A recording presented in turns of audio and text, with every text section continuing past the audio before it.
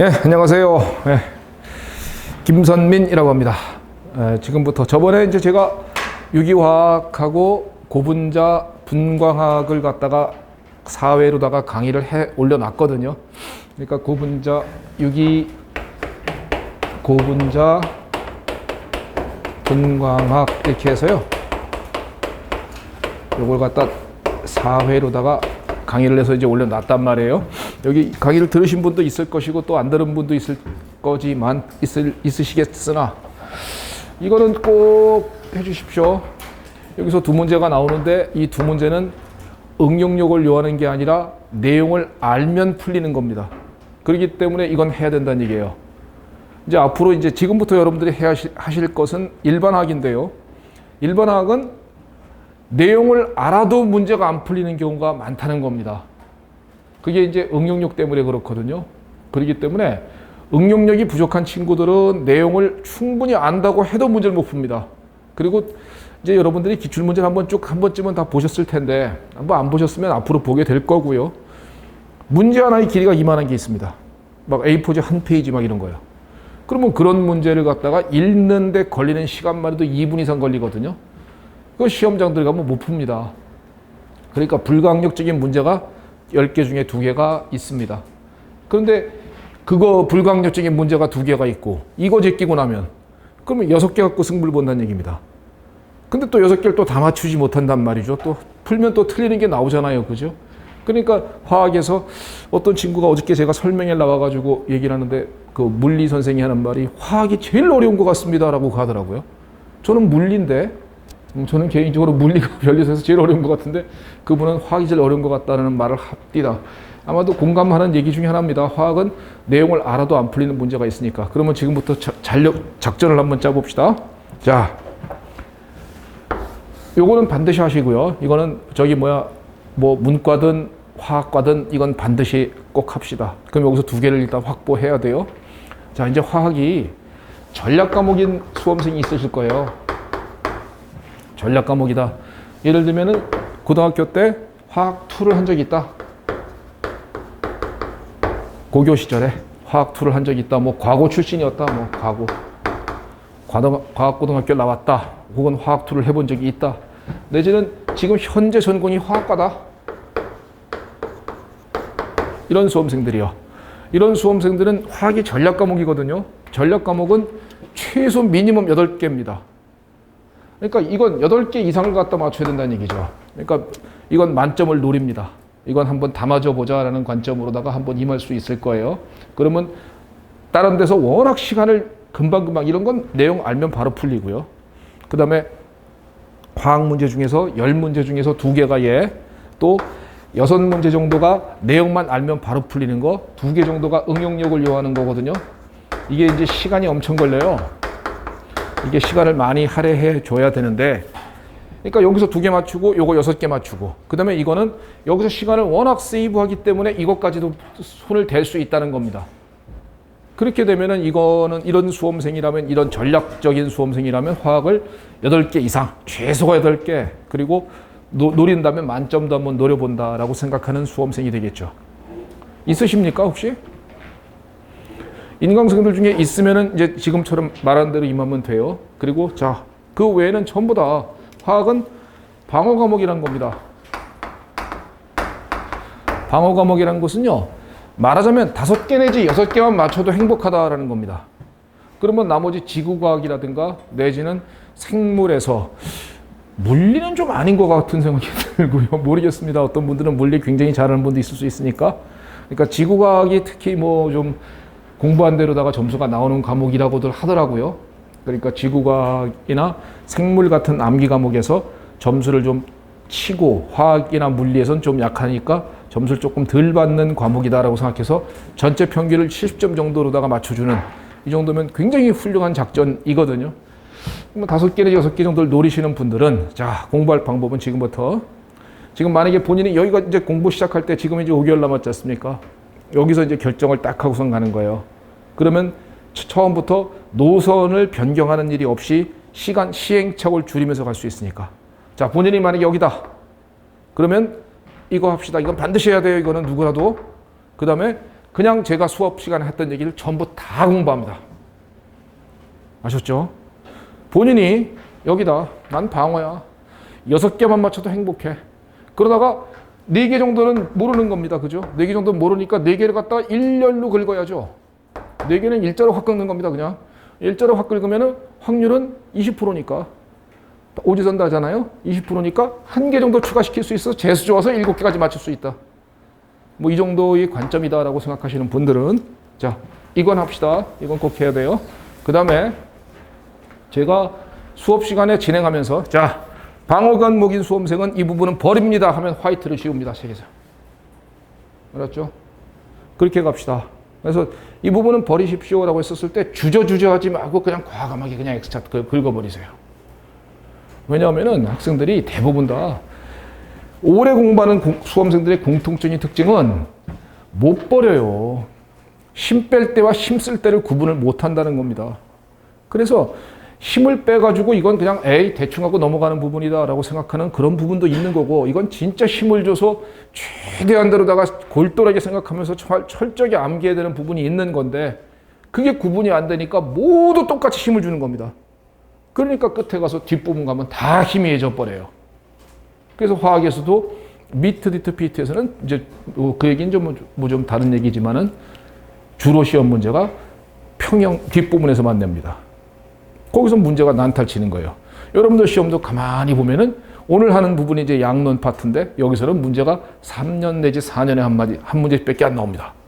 대부분 문제 매년 빠지지 않고 매년 나오는 거. 배기화학, 전기화학, 산염기, 그 다음에는 평형, 속도론입니다. 이 부분은 문제가 빠지지 않고 다 나와요. 그러니까 처음부터 너무 힘을 바짝 주고 가다가 그 부분 가면 지치거든요, 학생들이. 그런 일은 버리지 않도록 합시다. 그러면 제가 여러분들에게 강의를 하면서 자, 이 부분은 전략 과목인 학생은 합니다. 방어 과목인 학생은 버리십시오. 과감하게 딱 버리고 넘어가십시오. 알겠죠? 그리고 자, 이제 또 한 번요. 지금 여러분들은 교재는 이걸로 갑니다. 이 교재고, 그 다음에 이거에 대한 서브노트가 바로 이거거든요. 이거는 이제 껍데기를 보시면 알겠지만 미트, 디트, PT에서 제가 만들어 놓은 교재예요. 과거에. 미트, 디트, PT 교재여서 변리사용 화학으로는 너무 넘칩니다. 변리사 시험 문제는 이 정도 수준으로는 안 나와요. 그렇기 때문에 여기서도 제가 엄청 많이 빼드릴 거예요. 여기서도 제가 빼드리는 부분을 겁먹지 말고 그냥 같이 빼시면 돼요. 알겠죠? 그러니까 제가 강조하고 싶은 것은 제가 해드리는 것만 한다라는 겁니다. 그런데 그렇게 하면은 이게 옆에 자꾸 글씨가 보이기 때문에 신경 거슬려서 못 버려요. 그러니까 제가 추천하는 방법은 오늘 수업이 딱 끝나면은 집에 가셔서 내일, 오늘은 이제 밤 늦게니까 오늘 밤에는 주무셔야 되고요. 내일이라도 혹은 모레라도요. 하여튼 최대한 가까운 기간 내에 A4지를 준비하십시오. A4지를 준비해서 반으로 접으세요. A4지를 반으로 이렇게 딱 접으라고요. 딱 접은 다음에 오늘 배웠던 내용을 서브노트를 보면서 혹은 교재를 보면서 여기다가 옮겨 적어 놓습니다. 요약 정리를 해놓는 거예요. 자기가 정리를 한다는 것은 무슨 말인지 알아들어야 정리하는 겁니다. 못 알아들은 수험생은 정리도 안 돼요. 그러니까 여기다가 쭉 정리해 줍니다. 그러면요, 제가 강의를 갖다가 지금부터 2달가량 걸쳐서 마무리 지었을 때 요 A4지가 한 앞뒤로 해서 10장 정도. 그러니까 20페이지로다가 정리가 다 되는 걸 느낄 겁니다. 이렇게 정리가 다 되면은 요거 정리된 것만 요거 책 굳이 다 읽으려고 하지 말고요. 여기 있는 거 책 굉장히 구색을 갖추기 위해서 중간에 되게 쓸데없는 내용들 많거든요. 책의 구색을 갖추기 위해서 이건 어쩔 수 없었고요. 서브노트도 여러분들에게 너무 넘치는 부분이 많습니다. 그러니까 그런 것들 다 하려고 하지 말고 제가 알려드린 내용만 이렇게 A4지다가 정리를 딱 해서 서브노트를 참고하고 교재를 참고해서요. 정리를 해가지고 나중에 요것만 계속 민법이나 특허 상표 복법 보다가 지겨울 때 머리를 좀 리프레시하고 싶을 때 외워주십시오. 아시겠습니까? 이렇게 해놓으면은 그러면 이게 한 10장 정도 내에 다 들어간다는 걸 느낄 거예요. 글씨를 좀 작게 써야 합니다. 글씨 이따만하게 쓰면은 이게 안 돼요. 작게 좀 써가지고 이렇게 딱 해놓으면은 굉장히 공부량을 함축적으로 줄여줄 수 있다라고 생각을 합니다. 그래서 요것만 나중에 딱 보고 그 다음에 이제 12월에 이제 강의가 11월 말에 강의가 끝나면 그때 12월에 문제풀이 하나 드릴 테니까 문제풀이는 여기 기출하고 그 다음에 뭐 추가적인 문제 몇 문제 뭐 이 정도입니다. 이 정도 해드릴 테니까 요거 하다가 요것만 딱 보고서 시험장 들어가면은 아무리 적어도 5개는 6개는 확보한다라고 자신합니다. 아셨죠? 그러니까 이 정도를 공부하는 수험생이 이렇게 많진 않거든요. 근데 요즘에는 한 과목을 버릴 수가 없었어요. 예전에는 제가 30년 근처에 공부할 때는 저기 자연과학계로는 2과목을 버렸습니다. 2과목을 버리고 2과목만 공부해서 저는 하나만 하면 되잖아요. 화학은 워낙 자신 있는 과목 중 하나니까 한 과목인 지구과학만 하나 하고서 시험장 들어갔었거든요.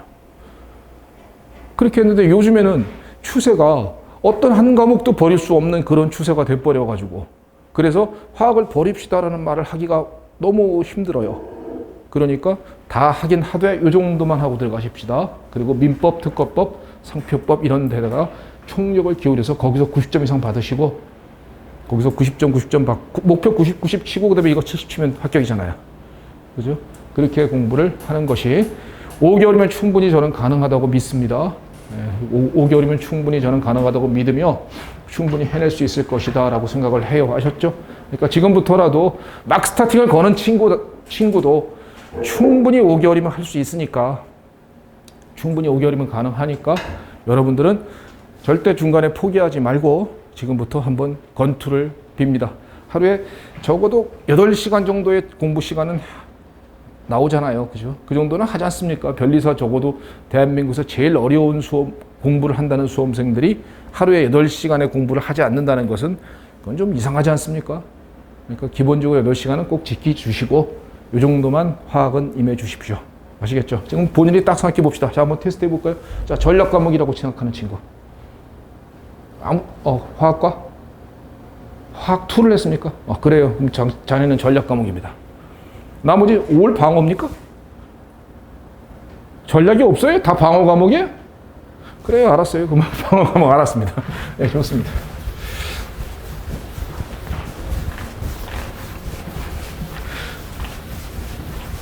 자, 이게 교재가 이 교재가 제가 강의 20년간의 총합니다. 20년 동안 강의하면서 화학이랑 관련된 것은 다 갖다 100% 다 실어놓은 거예요. 이 책 저 책에 막 짜집기가 되어 있기도 하고 또 미트리트 문제도 중간에 들어갔고 또 문제 풀이하면서 제가 괜찮다고 생각했던 것도 전부 다 모아놨습니다. 그렇기 때문에 화학에서는 이거보다 더 양은 많은 경우는 없거든요. 근데 문제는 뭐냐? 여러분들에게 너무 넘칩니다. 그러니까 이걸 욕심내서 다 보려고 하지 마시고요. 문제도 마찬가지입니다. 제가 풀어드린 문제만 풉니다. 알겠죠? 교재에 있는 것도 내가 풀어준 문제만 같이 푸는 거예요. 그 옆에 있는 거 괜히 한번 심심하다고 읽어보는 바보짓 하지 말라고요. 그 시간에 민법, 특허법 하라는 얘기입니다. 아시겠죠? 그렇게 공부를 하면은 효율적인 공부가 될 거라고 생각을 합니다. 자, 그럼 지금부터 화학 갑니다. 자, 1쪽. 자, 저 서브노트 바로 펴보십시오. 4페이지입니다. 서브노트 4페이지에 보면은 1장 물질과 측정 이렇게 되어 있죠. 자, 오늘 하는 것은 시험에 나오는 게 아니라 화학에 대한 개념을 잡는 거예요. 1쪽 금속에 관한 얘기 가볼까요? 알칼리 금속입니다. 1쪽 금속, 알칼리 금속에 관한 얘기를 갑니다. 자, 뭐가 있나요? 수소부터 시작해서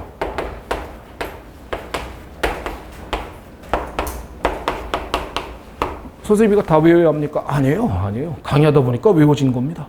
여러분들은 최소한 리튬, 소디움, 포타시움이 리튬, 나트륨, 칼륨이 1쪽이다라는 정도는 알고 있죠. 이 정도는 화학에 대한 상식이라고 보여집니다. 수소는 비금속이에요.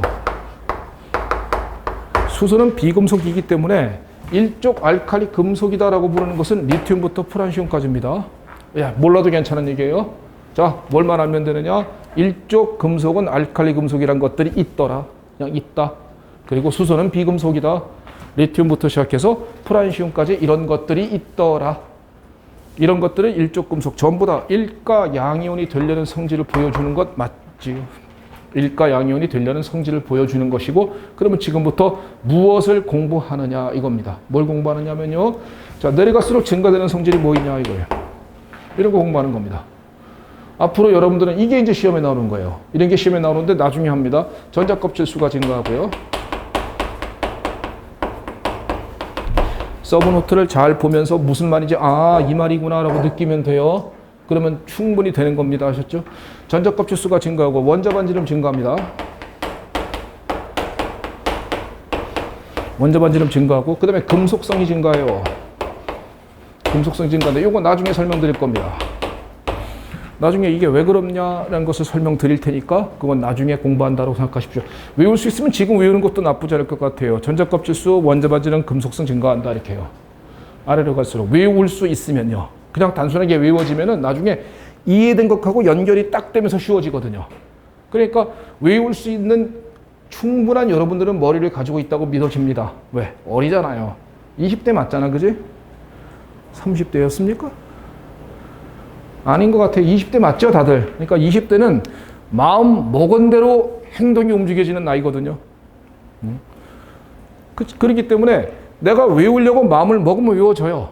그러니까 마음을 한번 먹어보는 것도 나쁘지 않습니다. 한번 외워보십시다. 자, 증가하는 거 뭐 있습니까? 내려갈수록. 전자값 주수, 원자 반지름, 금속성은 증가한다. 이렇게 외워주십시오. 그럼 나중에 그거에 대한 이해와 더불어서 암기가 딱 연결되면 안에 깔립니다. 또 올라갈수록 증가하는 성질이 또 있거든요. 이렇게 증가하는 성질이 있고요. 이온화 에너지가 증가해요. 이온화 에너지라는 것이 증가하는데 이거는 왜 그럽니까? 라는 것도 역시 나중에 설명할 것이고요. 전기 음성도가 증가하거든요. 그 다음에 금속의 NP-빈피가 증가합니다. 녹는 점과 끓는 점입니다. 이건 금속에 관한 얘기예요. 금속의 녹는 점, 끓는 점입니다. 자, 지금부터 제가 설명할 것은 바로 요거와 요거를 설명할 겁니다. 요거와 요거를 설명할 것이고 단독으로다가 시험에 뜰 가능성은 거의 없습니다만 전체적인 지문 중에 한 개로 나올 가능성이 있습니다. 그러니까 기본적인 상식적 범주로서 알아두는 것도 나쁘지 않으니까 한번 보자고요. 자, 한번 전체적인 틀 볼까요? 1족 알칼리 금속은 뭐보다? 알칼리 금속 하면은 수소를 제외한 1족 금속들. 여러분들은 리튬, 나트륨, 칼륨 정도만 알고 있으면 충분히 된다. 그리고 내려갈수록 증가하는 성질 외워줍니다. 한번 외워보시죠. 전자값 주수, 또 원자 반지름, 금속성은 증가한다. 또 올라갈수록 증가하는 성질, 이온화 에너지, 그 다음에 전기 음성도, 그 다음에 이 금속의 녹는 점과 끓는 점인 NP-BP입니다. 멜팅 포인트, 보일링 포인트예요. 녹는 점, 끓는 점 이렇게 얘기를 합니다. 전기 음성도부터 보죠. 앞에서 유기화학 강의를 들으신 분들은 되게 쉬워졌죠. 했던 얘기니까. 자, 1쪽부터 1번, 원자 번호 1번 수소, 2번 헬륨,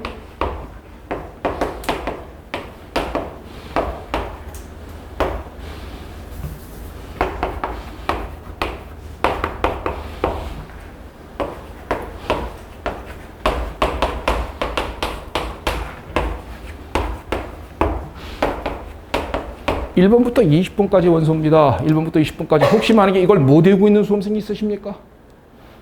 나는 1번부터 20번까지 원소를 몰라 하는 수험생이 있으세요? 솔직히 자수해서 광명 찾자. 있습니까? 자네 못 외우나? 아, 외우고 있습니까? 20번이 뭐예요? 응? 칼슘입니다. 그래, 외우고 있군요. 네, 설마 못 외우고 있으신 분들은 이건 필수 암기입니다. 화학에서는.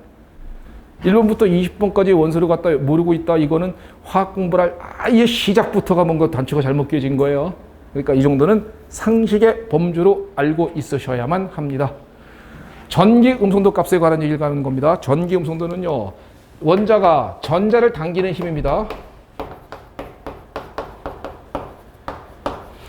원자가 전자를 당기는 힘을 전기 음성도라 불러요. 라이너스 폴링이라는 과학자가 어떻게 해서 숫자를 매겨놨습니다. 그 숫자를 지금부터 암기하는 거거든요. 라이너스 폴링의 숫자를 지금부터 암기하는 것입니다. 그러니까 이 숫자는 또 필수 암기사항이니까 반드시 또 암기가 되어야만 합니다. 외우십시다. 수소 2.1 하고 외우세요. 수소 2.1 숫자 어떻게 나오게 됐는가요? 몰라도 됩니다. 절대 시험에 뜰 리가 없어요. 그렇기 때문에 그냥 숫자만 외우면 되는 겁니다. 이 숫자가 클수록 전기 음성도가 크다예요. 전기 음성도가 크다는 얘기는 다른 말로 하면 전자를 잘 당긴다 이 얘기입니다. 그래서 숫자가 클수록 전자를 잘 당긴다 이 얘기예요. 자, 리튬 1.0입니다. 1.0 해놓고요. 이거 2주기 원소 맞죠? 2주기 원소는 오른쪽으로 갈 때마다 0.5씩 증가합니다. 그러면 얘는 1.5가 되겠죠. 2.0, 2.5, 3.0, 3.5 얘는 F4.0이 되겠죠. 0.5씩 증가한다 그랬어요. 2주기 원소는. 그 다음에 내려갈수록 조금 작아집니다. 요거 0.9죠. 1.0보다 조금 작으니까 0.9. 3주기 원소는 1.3씩 증가합니다. 1.3씩 증가하니까 요거 1.2, 1.5, 1.8, 2.1 요거 약간 커져서 한 2.5쯤 되고 요거 한 3.0쯤 됩니다. 예, 할로겐적 원소는 그런 거 할로겐적이 됐다. 비활성 기체는 전기부속가가 없어요. 그리고 내려가서 조금 작아지니까 0.8쯤 되고 요거 1.1쯤 됩니다. 암기 필수 암기상이거든요. 화학 공부할 때 이거 이상 중요한 게 없어요. 그러니까 이 값은 필수적으로 암기가 되어야만 하는 사항이라고요. 자, 정리해 봅니다. 일족 금속은 이런 것들이 있는데 내려갈수록 증가하는 성질, 전자껍질수 증가한다, 원자 반지름 증가한다, 금속성 증가한다. 올라갈수록 증가하는 성질, 이온 에너지 증가하는데 나중에 설명할 것입니다. 그 중에 자, 전기 음성도가 증가한다 그랬어요. 자, 그러면 전기 음성도의 경약성에 대해서 얘기해보라. 오른쪽 갈수록 어떻게 됩니까? 점점 값이 커지죠, 뭐, 그죠? 갈수록 커지잖아요. 예외가 있어요, 없어요? 예외가 없습니다. 오른쪽 갈수록 증가한다에 예외가 없어요. 예외가 없이 이건 무조건 증가하는 겁니다. 오른쪽 갈수록. 그 다음에 아래로 갈수록 값은 어떻게 됩니까? 작아지는 거니까 위로 갈수록 값이 커지겠죠. 예외 있어요, 없어요? 없습니다. 바로 이 얘기란 말이죠. 전기수도 위로 갈수록 증가한다 이거는. 아셨죠? 예외가 있다, 없다? 없습니다. 왜? 시험의 주기성에 예외가 시험에 난탈치거든요. 그래서 이온화 에너지와 전자 친화도는 예외가 무지하게 많아요. 근데 전기 음성도하고 유효 핵전은 예외가 없어요. 그렇기 때문에 판단이 굉장히 수월하게 깔끔하게 할 수 있다는 겁니다. 나중에 주기성 파트에서 설명을 다시 한번 드릴 테니까 지금은 올라갈수록 전기 음성도가 증가하는 건 당연하다라고 우선 받아들이는 건 가능하겠죠. 이 정도는 가능하겠죠. 그러면 자, 4페이지 제일 위에 외워요까지 됐죠. 거기까지 되셨습니까? 그럼 여러분들 나중에 서브노트에다가 A4지에다가 이렇게 이해된 걸 좀 적어놓는 거예요. 이렇게 이해된 걸 적어놓으면 나중에 그것만 외우면은 해결을 할 수 있다라고 말씀드립니다. 오케이? 그 다음에 자 이제 갑니다. MPBP입니다. MPBP인데 MPBP가요. 이게 학생들이 여기서 이제 뒤집박죽 나는 게 뭐냐면은 어떤 사람들은 저는 지금 금속에 얘들 지금 금속 맞습니까? 리튬부터 얘들은 금속은 뭐가 금속이에요? 알칼리 금속. 금속은 이렇게 양이온이 되는 화학종을 금속이라고 하거든요. 화학에서의 금속은 양이온이 되는 화학종을 금속 이렇게 부르는 것입니다. 그래서 얘들은 금속 맞단 말이에요. 금속인데 금속의 MPBP에 관한 얘기를 했더니 이게 이제 내용이 MPBP가 다 다르거든요. 이온결합성 물질 다르고 공유결합성 물질 다르고 금속 다르고 따지는 방법이. 그래서 뒤죽박죽 다 섞어 놓습니다. 그러니까 절대 속지 말고 금속에 녹는 점 끓는 점이에요. 자, 그러면 지금부터 한번 봅니다.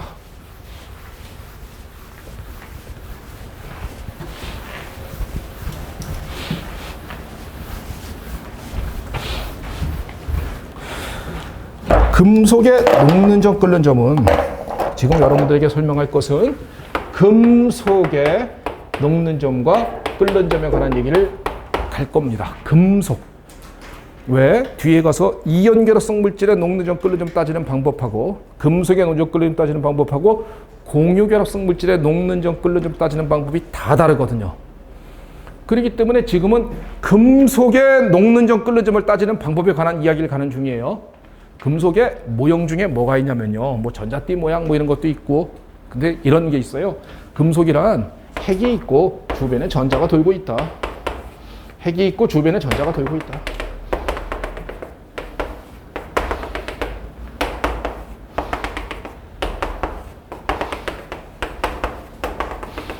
이렇게 핵이 있고 주변에 전자가 돌고 있고 그 전자는 어느 한 핵에 이렇게 딱 얽매여 있는 것이 아니라 이 핵사이를 갖다 마음껏 왔다 갔다 될 수 있다. 이렇게 이런 모양을 갖다가 우리는 금속의 전자 바다 모형이다 이렇게 부릅니다.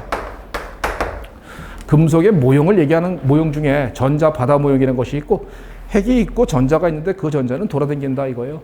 이 돌아다니는 전자를 뭐라 부르느냐? 이 전자를 갖다가 우리는 자유전자 이렇게 부르는 겁니다. 그래서 자유전자가 있기 때문에 전자가 왔다 갔다 핵 사이로 왔다 갔다 될 수 있다 그랬어요. 그렇기 때문에 전자가 움직일 수 있거든요. 그러니까 전기 전도성이 있다를 설명할 수 있는 거예요. 그래서 전기전도성은 자유전자가 움직입니다. 이렇게 설명하는 거거든요. 이걸 전자바다 모형이라 불러요. 자, 금속에 지금 뭘 설명드리냐면 녹는 점과 끓는 점입니다. 금속의 녹는 점과 끓는 점은 바로 요 핵과 전자 간의 요 인력의 세기에 의존하는 겁니다. 핵과 전자 간의 인력의 세기, 요 인력의 세기가 크면 클수록 MP도 크고 BP도 크다 이겁니다. 핵과 전자 간의 인력의 세기가 크면 클수록 녹는 점도 크고 끓는 점도 높아요. 이렇게 부르는 거예요. 다시 한번요. 지금은 저는 금속의 녹는 점과 끓는 점에 관한 이야기를 말씀드리고 있는 중이고요. 이 금속의 녹는 점과 끓는 점을 따질 때 따지는 방법은 핵과 전자 간의 인력에 의존한다 그랬습니다. 그래서 이 인력의 세기가 크면 클수록 바짝 붙어 있을수록 녹는 점도 높고 끓는 점도 높다 이렇게 얘기하는 것입니다. 이 인력의 세기를 결정하는 원인이 뭐가 있냐? 이 인력의 세기 결정하는 원인이 바로 두 가지가 있는데 하나는 자유전자의 개수가 많을수록 그래요.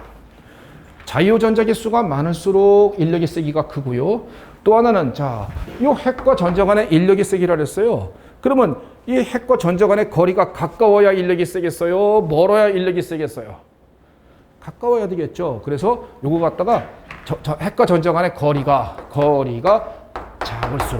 작을수록 인력의 세기가 크다라고 부르는 겁니다. 근데 이 자유전자가 어떤 개념이냐면요. 전형 원소는 요건 좀 적어놔 줄래요? 거기 없으니까. 전위 원소를 구분할 수 있는데 전형 원소하고 전위 원소를 구분할 수 있는데 전위 원소 뭐고 전형 원소 뭐다 나중에 알려드릴 것입니다. 전형 원소는 이거는 원자과 전자예요. 1번부터 20번까지 원소는 전형 원소들입니다. 그래서 21번부터 여러분들 스칸디움부터 30번 아연까지는 전이 원소들이라고 이렇게 얘기할 수 있거든요. 거기까지만 알면 되고요. 그러면 여기서 전이 원소는 호전자입니다. 자, 그러면 지금부터 기본적인 틀을 먼저 암기해 놓고서 한번 가보죠. 자, 보세요. 지금은 제가 여러분들에게 뭘 설명드리냐면 금속은 뭘 금속이라고 그랬어요? 플러스 양이온이 되려는 화학종을 금속이라고 불렀어요. 이때 금속의 녹는 점과 끓는 점에 관한 얘기를 가는 겁니다. 그러면 금속을 딱 보고 누가 녹는 점이 높다, 끓는 점이 높다를 갖다 비교하고 있는 겁니다. 그럴 때 요 플러스와 마이너스 간의 요 인력의 세기가 크면 클수록 녹는 점도 높고 끓는 점도 높다 그랬단 말이에요. 그때 요 인력의 세기를 결정하는 원인은 두 가지가 있는데 자유전자 개수가 많을수록 전형 원소는 원자과 전자고요. 전위 원소는 호전자입니다. 그리고 거리가 짧을수록입니다. 자, 그러면 전형 원소 중에서 한번 보시죠. 자, 소디움, 마그네슘, 알루미늄, 금속 맞나요? 소디움, 마그네슘, 알루미늄 금속들 맞아요? 그러면 얘들의 녹는 점을 비교해 보자라는 겁니다. 녹는 점을 갖다가 누가 제일 높습니까? 얘기해요. 누가 제일 녹는 점이 높습니까? 자, 소디움, 마그네슘, 알루미늄 중에 누가 녹는 점이 제일 높습니까? 라는 거예요. 그러면 나트륨, 마그네슘, 알루미늄 금속이네. 금속의 녹는 점, 끓는 점을 비교할 때는 이 인력의 세기에 의존한다 했네. 이 인력의 세기를 결정하는 원인은 두 가지네. 자유전자가 많을수록 거리가 작을수록이네. 자유전자는 전형 원소는 원자과 전자라 그랬네. 그럼 원자과 전자의 개수를 갖다 보면 원자과 전자 Na 몇 개 있습니까? 앞에서 그거 유기화학 그거 하셨었어야 되는데 그 정도는 안다고 믿고 가는데요. 이거 원자과 전자 1개 있다는 거 알고 있나요? 이거 원자과 전자 2개 있다는 거 알고 있어요? 이거 원자과 전자 3개 있다는 거 알고 있습니까? 그러면 원자과 전자가 얘는 하나, 얘는 원자과 전자가 둘, 원자과 전자가 3개입니다. 그럼 원자과 전자 개수가 알루미늄이 제일 많지요. 그러니까 아하, 이 순서겠구나라고 느껴지는 거죠. 아시겠습니까? 그래서 나트륨보다는 마그네슘보다 알루미늄이 MP도 크고 BP도 큽니다. 이렇게 말하는 것이에요. 그 다음에 또 갑니다. 리튬, 소디움, 포타시움 중에 자, 얘들 중에서 누가 제일 녹는 점, 끓는 점이 높습니까? 라는 거예요. 자, 한번 비교를 해봅니다. 원자과 전자 제일 먼저 자유전자 먼저 봅니다. 자유전자는 전형 원소는 원자과 전자를 했어요. 그럼 원자과 전자가 몇 개냐라는 거죠. 몇 개? 한 개고요. 얘는 몇 개입니까? 한 개고요. 얘는 몇 개입니까? 한 개 맞죠? 그럼 전부 다 원자 건자 개수는 동일합니다. 그러면 얘는 팩터가 못 되죠. 두 번째가 거리 팩터죠. 거리 팩터입니다. 거리가 제일 작은 놈은 누굽니까? 아까 내려갈수록 원자 반지름은 증가한다 그랬으니까 올라갈수록 원자 반지름은 작아지겠죠. 그죠? 그러면 제일 사이즈가 작은 놈은 누군가요? 리튬이죠. 그러니까 바로 이 순서를 보여줍니다. 라고선 판단하는 겁니다. 이게 4페이지 있는 내용이에요. 4페이지 있는 내용 아실 수 있겠어요? 그래서 지금은 뭘 공부 중이냐? 금속에 녹는 점과 끓는 점. 다른 데다가 이거 적용시키면 또 다 틀립니다. 아셨죠? 다른 데다 적용시키면 안 되고 금속에 녹는 점과 끓는 점에 관한 이야기를 갖다가 말씀드리려고 하는 것이에요. 자, 한번 4페이지 있는 내용을 한번 정리해 보시죠. 내려갈수록 증가하는 성질. 외워보세요. 지금 외우고 가면 집에 가면 할 거 없어져. 제가 원하는 건 그거예요. 학원을 오는 이유는 시간 세이브하려고 오는데 여기서 멍하니 듣다가 집에 가서 해야지. 따블 걸리잖아요. 뭐하러 여기서 멍하니 들어요. 그 강의를 왜 오는 겁니까? 인강도 마찬가지입니다. 멍하니 듣다가 나중에 해야지. 그 의미가 하나도 없다고 보여집니다. 그러니까요. 지금 외우려고 마음을 먹으면 외워지는 겁니다. 여러분들의 머리는 그런 머리예요. 자, 외웁시다. 일족 금속 리튬부터 프란슘까지 있다 그랬어. 그 종류는 몰라도 돼. 최소한 리튬, 나트륨, 칼륨 정도는 알아야 합니다. 내려갈수록 증가하는 성질, 전자껍질수, 원자 반지름, 금속성. 올라갈수록 증가하는 성질, 이온화 에너지, 그 다음에 전기음성도, 그 다음에 MPBP가 증가하는 거 이해되셨습니까? 이게 이거잖아. MPBP가, 자, 이건 뭐 때문에 그렇습니까?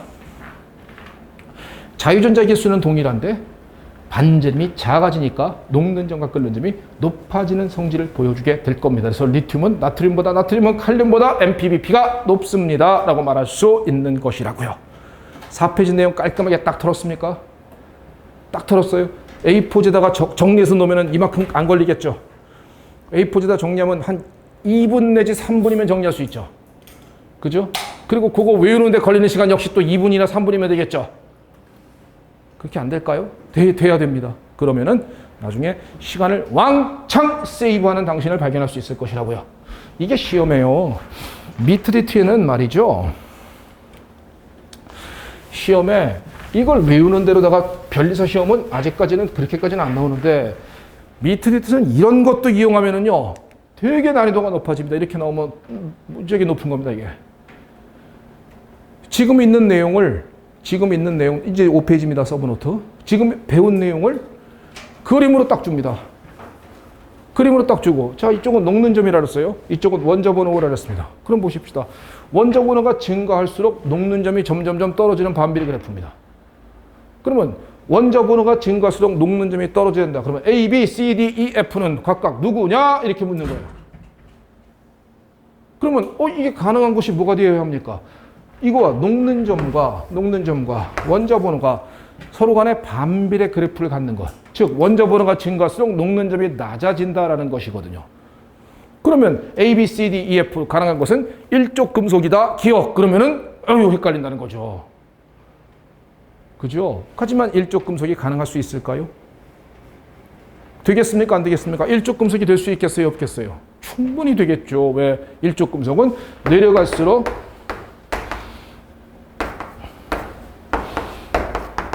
내려갈수록 반지름이 커지게 되고 반지름이 커지게 되니까 MPBP는 더 작아지는 성질을 보여줄 테니까요. 올라갈수록 MPBP가 증가하지 않습니까? 이런 식으로 그림으로 나오게 되면 이것도 당황스럽다라는 거거든요. 거기 보면은 서브노트에 거기 보면 수소, 헬륨, 네온, 아르곤, 제논, 크립톤, 라돈에 관한 이야기는 그건 예를 들어놓은 겁니다. 5페이지 있는 거요. 그러니까 그거는 뒤에 가서 보다 보면 알게 되니까 설명을 생략하겠습니다. 일단은 그 정도까지 될까요? 그러니까 이 정도까지 이 개념을 갖다 이런 식으로 그림을 나오는데 변리사 시험에서는 아직까지 이렇게 나오진 않습니다. 그냥 암기가 되는 거로다가 비교하는 것만 딱 뜬단 말이죠. 여기서는 MPBP를 따지는 원리 그것만 정확하게 딱 외우고 있으면 변리사 시험은 충분히 극복할 수 있다라는 것이거든요. 여기까지 알아듣겠습니까? 5페이지에 상단부에 있는 내용 모르겠으면 그냥 훅 날려버려도 됩니다. 오케이? 5페이지 상단부 있는 내용 만약에 이게 뭔 그림이지? 그럼 여기서 시간을 보내지 말고 그냥 훅 버려도 괜찮다는 얘기예요. 알겠습니까? 이 그림이 만약에 헷갈린다 그러면 딱 버리란 말이에요. 그리고 그냥 가볍게 17조 헐렁이 번소다 라고선 바로 넘어가 주라 이거죠. 왜? 힘쓸 때 힘쓰고 힘 뺄 때 힘 뺍시다. 그게 붙는 방법이에요. 여러분들의 목표는 합격이지 학자가 아니란 겁니다. 근데 대부분 학생들이 신기하게도 합격을 원하면서 학자가 되려고 해요.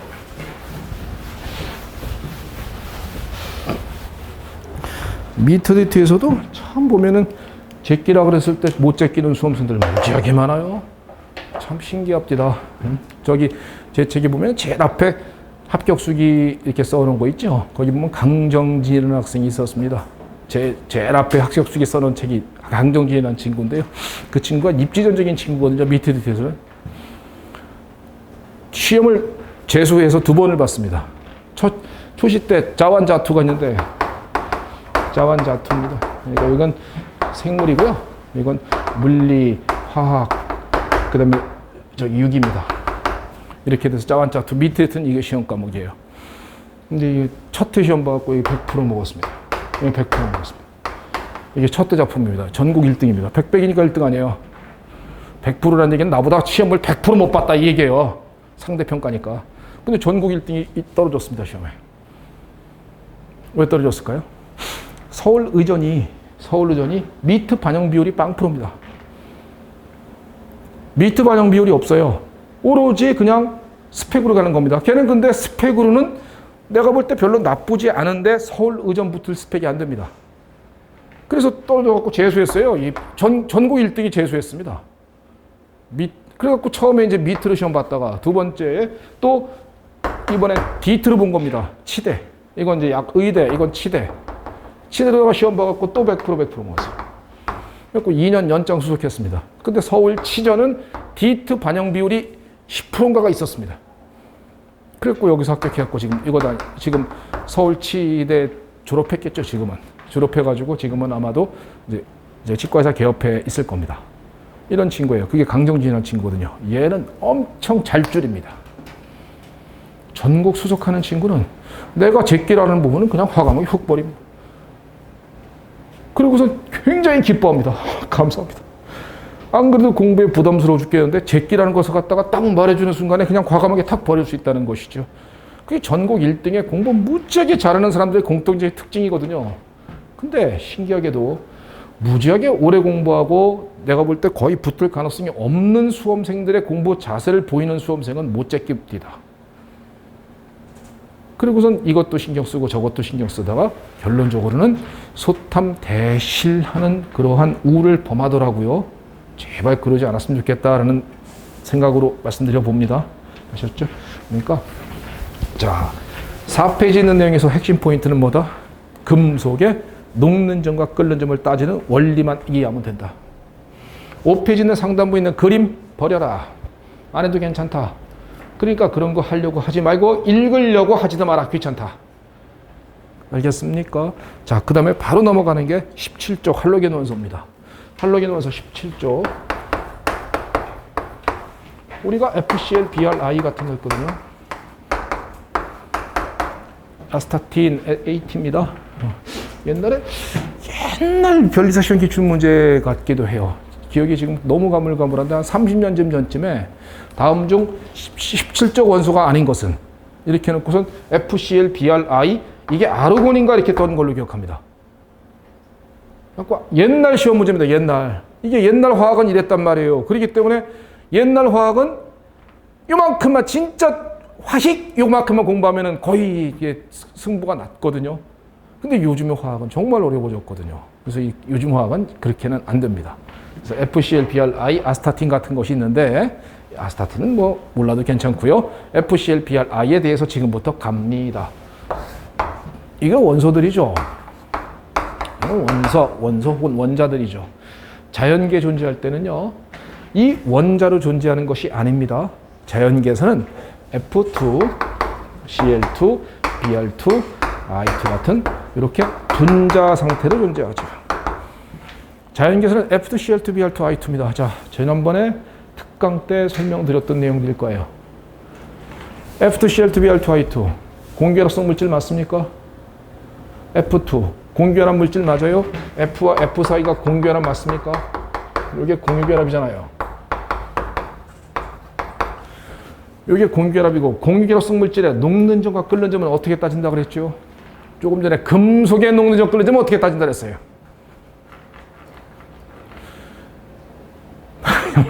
핵과 전자 간의 인력이 생겼으면 세다 그랬어요. 그 인력이 세기를 결정하는 팩터는 뭐뭐 있다고요? 자유전자 개수가 많을수록 자유전자는 전형 원소는 원자권 전자고 전위 원소는 호전자며 나중에 그 얘기가 또 나올 때 그때 가서 못 알아들으면 가슴 아픕니다. 그리고 반지름이 작을수록 거리가 작을수록 녹는적 끓림이 높다 그랬어요. F2CL2Br2화이트는 이게 공결합이거든요. F와 F 사이의 원자의 결합이 공결합이에요. 공유결합성 물질의 녹는 점과 끓는 점은 어떻게 따지나요? 지난번에 썼던 얘기입니다. 특강 때. 뭐로 따져요? 특강을 전부 다 마스크를 쓰고 있어갖고 특강을 들어온 친구인지 안 들어온 친구인지가 모르겠네요. 아무튼 만약에 안 들으신 친구는 그 부분은 꼭 좀 들어주시기 바랍니다. 두 개를 확보할 수 있으니까. 자, 보세요. 공결합성 물질의 녹는 점과 끓는 점은 분자와 분자 간의 힘인 요 분자 간의 힘에 의존하는 겁니다. 요거에 분자 간의 힘이라 그래요. 분자 간의 힘에 의존하는 거예요. 공결합성 물질은 분자와 분자 간의 인력에 의존한다라는 거예요. 요 분자 간의 인력이 크면 클수록 분자 간의 힘이 클수록 증기야. 요 분자 간의 힘이 크면 클수록 증기야. 증기야 작다 끓는 점 높다 기와열 높다 이게 지난번에 했었던 특강 때 했던 얘기거든요. 그래서 분자 간의 힘이 크면 클수록 증기압 작다 끓는 점 높다 기와열 높다 이렇게 되는 겁니다. 그래서 내려갈수록 점점점 분자량이 증가하게 되고 분자량 증가는 여기선 분산력 증가가 되고 분산력 증가가 되는 거고 분자량이 증가, 분산력이 증가되기 때문에 MP, BP도 녹는 점과 끓는 점도 내려갈수록 점점점 증가되는 성질을 보여줍니다. 이게 지난번 특강 때 했었던 이야기거든요. 혹시 만약에 이게 무슨 말, 이건 굉장히 중요한 개념이거든요. 이 개념이 만약에 머릿속에 꽂히지 않은 수험생들은 앞에 부분에 그 유기와 그 부분 특강 부분을 꼭 들어주기 바라고 만약에 이거 나 그럴 만한 시간이 없어요. 그러면 뒷부분 가서 다시 한번 재탕으로 설명을 간략하게는 할 겁니다. 그러면 내려갈수록 점점점 녹는 점 끓는 점이 증가된다는 거 맞아요. 그래서 F2CL2까지는 상온에서 뭐였죠? 기체라 그랬죠. 얘는 상온에서 리퀴드라 했죠. 얘는 상온 솔리드라 했죠. 그 이유가 뭐였습니까? 워낙 끓는 점이 낮기 때문에 이미 끓었다. 25도씨면. 25도씨면 이미 끓었다. 그러니까 기체다. 이렇게 설명을 했었던 거란 말이죠. 못 알아듣는 친구는 요거는 꼭 이해해야 합니다. 요거는 꼭 이해해야만 하는데 앞에 부분에 그 특강 내지는 뒷부분 가서 정리 간단하게 해주는 거 그때 가서 이해 꼭 하시기 바랍니다. 이거는 정말로 중요한 개념 중에 하나거든요. 요거는 반드시 이해해야 돼요. 알았죠? 자, 그 다음에 자연계 존재할 때는 이렇게 분자 상태로 존재하게 되고 그 다음에 은과 화합물 결합지어서 AgF AgCl, AgBr, AgI 같은 이연결합성 물질일 때 은과 화합물로 이렇게 존재할 수도 있어요. 이럴 때 재밌는 점은요. 얘만 물에 녹아요. AgF만 물에 녹는 성질을 보여줍니다. 그리고 나머지는 물에 안 녹습니다. 물에 안 녹으니까 침전물이 떨어지겠죠. 그 침전물의 색깔이 AgCl은 흰색이고요. 흰색이고 얘는 연한 노란색이고 얘는 진한 노란색의 침전물의 색깔을 보여줍니다. 이건 침전물이에요. 그러니까 물에 녹는다는 얘기야, 안 녹는다는 얘기야? 물에 안 녹는다 이 소리가 되겠죠. 그러니까 AgF만 물에 녹는다 이렇게 가면 되겠습니까? AgF만 물에, 이건 또 뭐 외워주면 좋고요. 못 외워도 괜찮습니다만 외워주면 나쁠 건 하나도 없어요. 못 외워도 괜찮습니다만은 외워주면 나쁠 거 없으니까 그러면 지금 그냥 외우십시다. 이렇게 은과 화합물을 존재할 수 있는데 AgF, AgCl, AgBr, AgI가 가능한데 AgF만 물에 녹고 나머지 안 녹는다.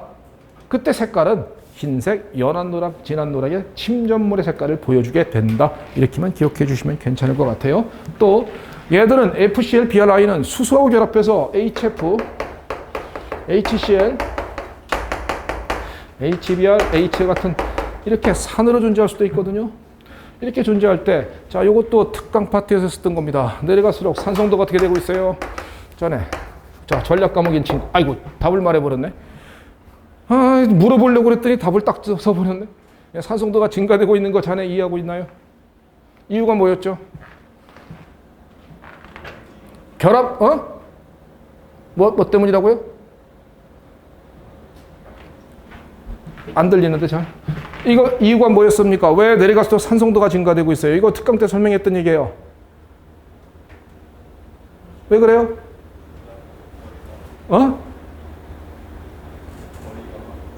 거리가? 뭐 비슷하게 얘기해. 요겁니다, 요거.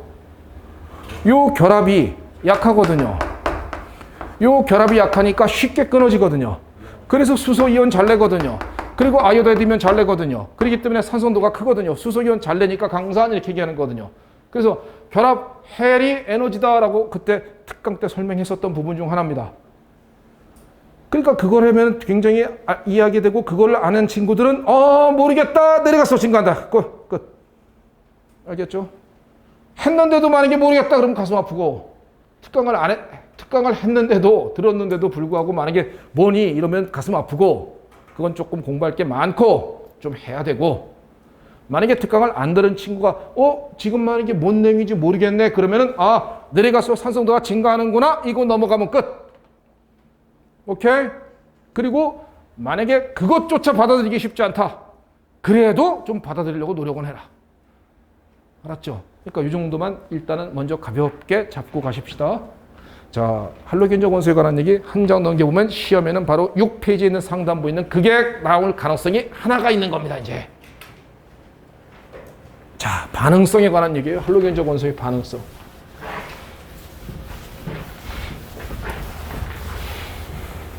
F2CL2Br2I2로 자연계의 분자로 존재한다 그랬어요. 얘들의 반응성에 관한 얘기를 하는 거거든요. 반응성. 반응성은요.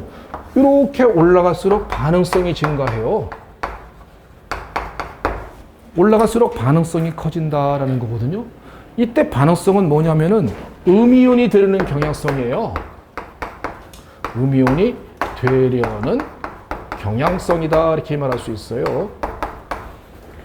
그래서 F2CL2Br2I2의 반응성에 관한 얘기를 해보라. 그러면은 올라갈수록 증가한다 이거거든요. 이때 반응성은 뭐라 그랬냐면 이온이 되려는 경향성이라 그랬어요. 음이온이 되려는 경향성이 반응성의 크기다.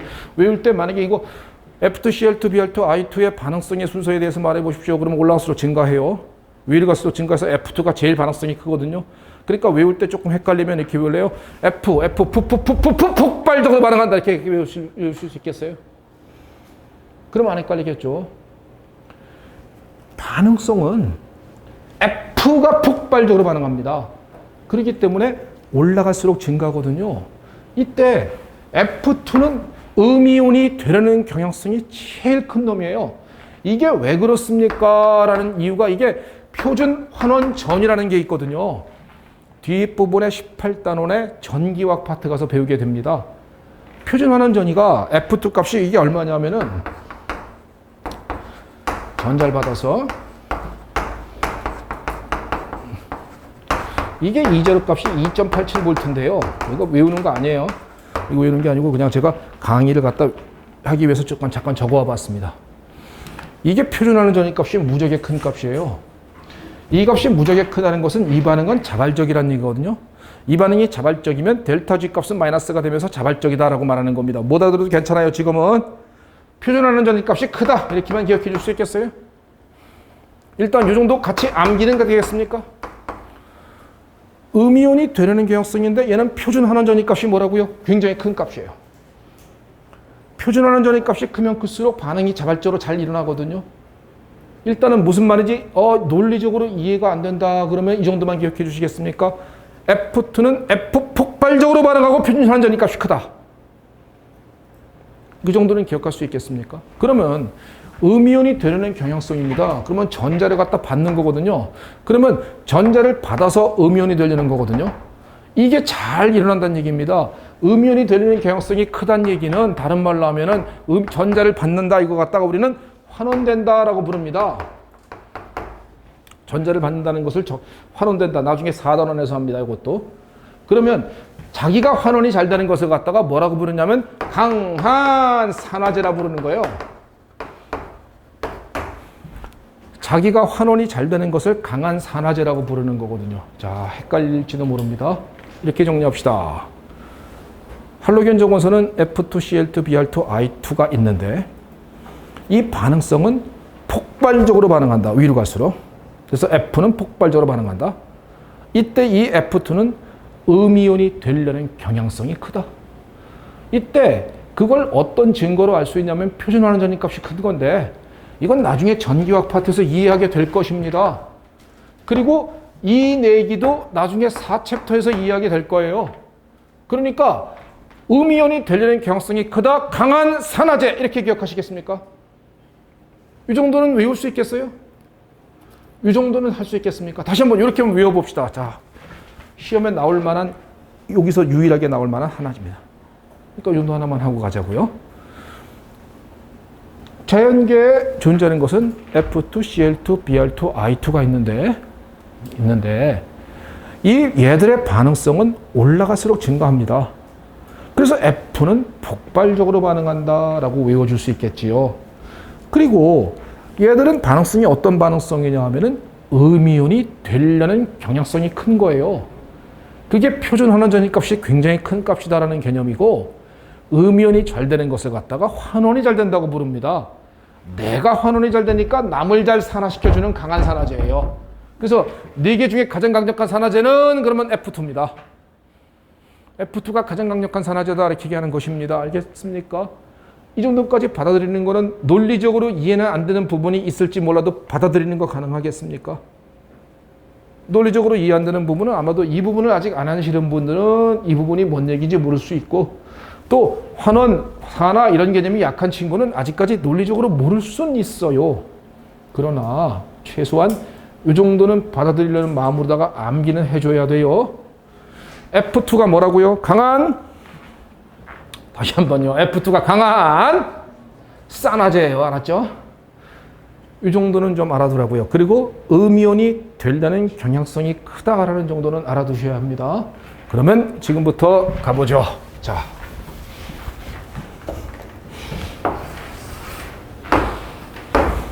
이 용액 속에 NaCl이 물에 녹아 있습니다. NaCl이 물에 녹아 있으면 이 물에 NaCl은 이온 결합성 물질이거든요. 그리고 NaCl 알다시피 소금물입니다. 물에 잘 녹죠. 물에 녹으면 Na 양이온과 Cl 음이온으로 해리가 일어납니다. Na 양이온과 Cl 음이온으로 해리가 일어난 상태거든요. 여기다가 F2란 놈을 집어넣었을 때 어떤 일이 벌어지겠니? 이 얘기를 하는 겁니다, 지금. 이렇게 NaCl이 물에 녹아있는 상황에서 F2란 놈을 집어넣었을 때 어떤 일이 벌어져 주겠느냐라고 말하고 싶은 거예요. 그러면 자 보십니다. F2가 딱 들어갔습니다. 딱 들어가 보니까 자 이거잖아. F2 나 음이온이 되려는 경향성이 큰 거야. 내가 음이온이 되려는 경향성이 커서 강력한 산화제였어. 근데 너 누구야? 왜 네가 음이온 돼 있어? 이거거든요. 그렇잖아요. 그러니까 F2의 입장에서는 굉장히 기분 나쁜 일이거든요. 굉장히 기분 나쁜 일이니까 야, 내가 음이온 될 테니까 너는 날아가라. 이런 일이 벌어져야 되거든요. 너는 날아가라. 너는 없어져라. 이런 일이 벌어져야 되거든요. 그래서 이런 일이 벌어지려거든 F2란 놈은 물에 들어가서 F2가 F 음이온으로 바뀌어주면서 여기에 있는 Cl 음이온이 Cl2로다가 변화되면서 여기서는 Cl2 가스가 풀풀풀풀풀풀하고 날아가는 현상이 줘야 되거든요. 이때 Cl2의 색깔이 보통 녹색이거든요. 청록색입니다. 그래서 녹색, 청록색 기체가 분출된다 이 개념이거든요. 무슨 말인지 알겠습니까? 그러니까 이런 거거든요. 나는 너보다 음이온이 잘 되려고 그래. 근데 네가 왜 음이온 돼 있니? 이걸 못 견디는 거거든요. 자연의 법칙은. 그러니까 내가 음이온 될 테니 너는 그 전자를 내보내면서 날아가라 이거거든요. 무슨 말인지 알겠습니까? 내가 전자를 받아줘서 음이온 될 테니 너는 그 전자를 내보내주면서 날아가라 이 얘기거든요. 이 반응이 자발적으로 일어난다, 비자발로 일어난다. 그렇죠. 자발적으로 일어난다. 이 반응이 자발적으로 일어나게 됩니다라는 거고요. 혹시 만약에 저 하나 적어놓는다면 거기다가 이 절호값은 이 반응이 0보다 크다, 델타 G는 0보다 작다, 이 정도만 하나 적어놔주면 좋겠습니다. 이건 하나 적어놔 주시래요. 그리고 나중에 전기화학 파트에서 갔다가 아하 하면은 끝장나게 이해되는 거거든요. 서브노트에 있는 데다가 이 정도만 하나 딱 적어놔 주십시오. 그리고 여러분들의 A4지에다가 옮겨 적을 때 이 정도만 딱 옮겨 적어놔 주세요. 그리고 19장의 전기화학 파트를 공부한 다음에 와서 돌아와서 보면은 정말 아하 이해가 너무 탁 같이 연결되는 것을 느낄 수 있을 거라고 생각을 합니다. 이해되셨습니까? 그럼 하나 더 해볼죠. 자, 예를 들면 여기다가 자 하나 더 해봅니다. 여기다가 만약에 NaBr이 물에 녹아 있다 칩시다. 그러면 Na 양이온되고 Br 음이온 되겠죠. 이렇게 되겠죠, 그죠? 그러면 이 Br 음이온을 갖다가 이렇게 해서 Br2로 가스로다가 Br2의 색깔은 적갈색이거든요. Br2의 적갈색 가스로다가 날려버리고 싶습니다. Br2의 적갈색을 갖다 날려버리고 싶을 때 가능할 수 있는 집어 넣을 수 있는 놈은 누가 될까요? 이렇게 물으면요. 할 수 있잖아요. 이 정도는. 올라갈수록 어떻게 된다고요? 반응성이 크다고요. 얘들이 올라갈수록 음이온이 들리는 경향성이 크다고요. 근데 Br 음이온이 음이온돼 있다고요. 그러니까 Br보다 더 음이온이 들리는 경향성이 큰 놈을 집어넣어주면 되겠죠. 그게 뭡니까? 여기 가능한 게 뭐가 있을까? F2 또 아유 너무 잘합니다. F2나 Cl2가 가능하겠죠. 이렇게 해요. F2도 당연히 가능할 것이고 Cl2도 되겠죠. 그러면 Cl2도 Cl이 Cl2가 Cl 음이온 되면서 Br 음이온을 Br2로 날릴 것 아니겠어요? 그건 안 적어드려도 되겠습니까? 안 적어드려도 이 정도 그림만으로도 충분히 이해가 될 수 있겠는지요? 그래서 이때 가능한 것은 F2나 Cl2 같은 놈을 집어넣어 주면은 Br 음이온은 Br2 가스로 날아가게 될 것입니다. 예를 들면 이런 반응이 가능할 겁니다.